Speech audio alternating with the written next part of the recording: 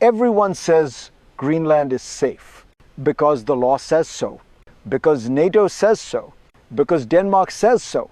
That confidence is comforting and dangerously wrong, because power does not ask for permission. It asks a simpler question: who can stop me? When the United States moved on Venezuela, legality was not the point. Control was, feasibility was, the absence of resistance was. Now listen carefully. Greenland is not Venezuela. No one is invading tomorrow. No one is buying it next week. But here is the mistake Europe keeps making: confusing what is illegal with what is impossible. In today's world, territory that is lightly defended becomes loudly discussed. Even if it is protected on paper, even if it is not for sale. If Europe treats Greenland as a legal issue, others will treat it as a strategic one. Stay with me, because before we talk about solutions, we need to face a harder question. Why does Greenland matter so much now? Let's be precise. This is not about Trump's words. It is about Europe's posture. Greenland sits inside Europe's security space, legally, politically, historically, but strategically, it has been treated as peripheral. That gap matters, because power politics does not target what is owned. It targets what is underdefended, what is underprioritized, what looks like someone else's responsibility. Europe's response so far has been reactive. Statements, legal clarity, reassurance, all necessary, all insufficient. The real issue is not whether the United States can take Greenland. It cannot. The real issue is why the idea feels discussable at all. That question points to something deeper: a mismatch between legal status and strategic reality. When an asset is vital but visibly secured by others, it creates temptation, not just in Washington, but in Moscow and in Beijing. So the challenge for Europe is not defending rules, it is defending relevance. And to understand why this island draws such attention, we have to look at its role in the system itself. That story begins with geography. Geography is not neutral. It never has been. Greenland sits where systems intersect: oceans, airspace, space. Its position astride the Greenland-Iceland-UK gap is not symbolic. It is functional. It shapes what can move and what can be seen. For decades, this did not feel urgent. The Arctic was quiet. Russia was weakened. China was distant. So Greenland became a sensitivity, not a strategy. Europe grew comfortable because someone else was watching. Someone else was paying. Someone else was defending. But power cycles always return. As competition re-emerged, geography reasserted itself. The Arctic stopped being remote.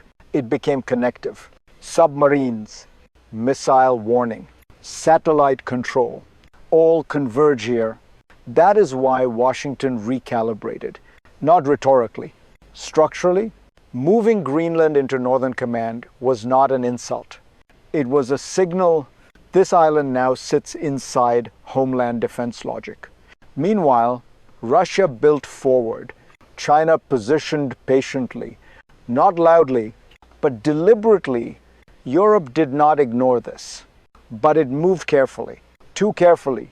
And when history accelerates, caution looks like absence. Next, we need to confront the first moment when this tension became visible. The moment Greenland stopped being quiet. Then came the first rupture. Not a crisis with troops, but a crisis of perception. When the Trump administration publicly reframed Greenland as an American strategic concern, the shock was not legal. It was psychological. Europe heard provocation. Washington was signaling priority. The comparison to Venezuela was not accidental. It revealed a worldview, act where leverage exists, where control is feasible, where alternatives are missing. No one believed Greenland could be seized, but many realized something more uncomfortable: that Europe had not made seizure unthinkable. This was the first mini-crisis, Because it exposed a vacuum, Greenland was embedded in NATO, yet absent from Europe's strategic imagination, protected by rules, but thinly defended by presence. That imbalance matters because power respects density, infrastructure, capabilities, commitment. Europe responded with statements, correct ones, necessary ones, but power does not read press releases. If you are still listening, this is the turning point, because the real danger was never American ambition. It was European passivity. And beneath that passivity lies a deeper mechanism, one that explains why Greenland keeps resurfacing. That is what we need to unpack next. At the core, this is about systems, not slogans, not personalities. Power flows toward what is essential and away from what is neglected. Greenland is essential because it connects domains. Sea, air, space. Missile warning does not work without geography. Satellite control does not exist without ground nodes. Submarine tracking depends on choke points. This is why the island matters. Not emotionally, mechanically, and systems hate ambiguity. When responsibility is diffuse, leverage concentrates. When presence is light, pressure increases. When defense is assumed, it is tested. Europe assumed Greenland was covered by NATO, by Denmark, by the United States, but assumptions are not strategy. Russia understood this early. It built an Arctic posture, deliberately, patiently. China followed differently, not with bases, but with positioning, with infrastructure logic, with long-term access. Neither move violates the law. Both exploit gaps. This is the hidden mechanism. Greenland is stable on paper, but strategically thin, and in power politics, thinness attracts attention. The next moment comes when pressure is no longer theoretical. When slow movement becomes visible strain, that is the second escalation. Pressure rarely arrives loudly. It accumulates. The second escalation did not look like a crisis. It looked like alignment. Russia deepened its Arctic posture. China framed itself as a near-Arctic actor. Together, they treated the North as connective tissue, not a frontier. The northern sea route mattered here. Shorter paths, dual-use logic, civilian language. Strategic consequences. Nothing illegal happened, nothing dramatic, and that is precisely the danger. Because when systems shift quietly, response lags. Europe began to notice the strain. Too much dependence on limited infrastructure, too little redundancy, too much reliance on others. Investments started, discussions followed, defense spending increased, but timing matters. In power politics, moving second is costly. Moving slowly is visible. This was mini crisis too. Not because something broke, but because something became obvious. Greenland was no longer marginal, and Europe was no longer early. From this point on, the issue stopped being abstract. Because strategy always ends somewhere real, with people, with daily life, with consequences that are no longer theoretical. That is where we go next. Now bring this closer to you, because strategy is never abstract for long. When territories become strategic, lives become exposed, not through invasion, but through dependence. When security is outsourced, choices narrow. When infrastructure is thin, resilience weakens. When others guarantee stability, autonomy erodes quietly. If Greenland's future is decided elsewhere, Europe pays the price. In credibility, in security, in voice. And you feel this even if you never see the Arctic, because power vacuums never stay local. They ripple, they travel, they return. A Europe that cannot anchor its own periphery, cannot shape its center. And a citizen who relies only on rules inherits their fragility. This is not about fear. It is about responsibility.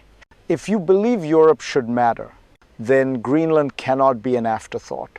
If this analysis sharpens something for you, pause for a moment, share it, stay engaged, because what comes next determines whether this remains manageable or irreversible. The consequences do not stop at Europe's edge. They spread outward. That global dimension is where we turn next. What happens in the Arctic never stays in the Arctic, because Greenland sits inside a global system of pressure points. Missiles do not respect borders. Satellites do not care about distance. Sea lanes redraw maps without asking permission.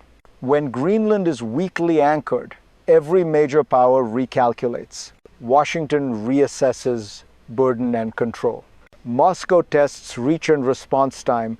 Beijing studies access, infrastructure, patience. This is how local gaps become global leverage. The GIUK gap is not a European detail. It is an Atlantic valve. Whoever watches it shapes transatlantic security. Space infrastructure in Greenland does not just protect Europe. It stabilizes deterrence. It prevents miscalculation. It buys time in a crisis. And time is the most valuable currency in geopolitics. If Europe hesitates, others fill the silence. Not with tanks, with systems, with presence that looks civilian until it is not. This is why Greenland is not a regional issue. It is a credibility test. Whether Europe can translate awareness into action, whether alliances are lived, not assumed, whether power is shared or quietly shifted. From here, the path splits, not into one future, but several. That is where we go next. From this point forward, there are three paths, not predictions, systemic outcomes. The first is coherence. Europe treats Greenland as central, not symbolic. Operational. Presence increases. Planning integrates. Responsibility becomes visible. In this future, coercion fades. Not because it is illegal, but because it is pointless. The second path is drift. Incremental steps. Fragmented commitments. Careful language. Nothing collapses. But nothing settles. Greenland remains protected by others. Europe remains relevant conditionally. Leverage stays external. This is stability without agency. The third path is erosion. Slow, quiet, dangerous. Dependence deepens. Infrastructure decisions shift outward. Strategic gravity moves elsewhere. No crisis announces it. But one day, options are gone. These are not choices made once. They are accumulated. Every delay nudges the system.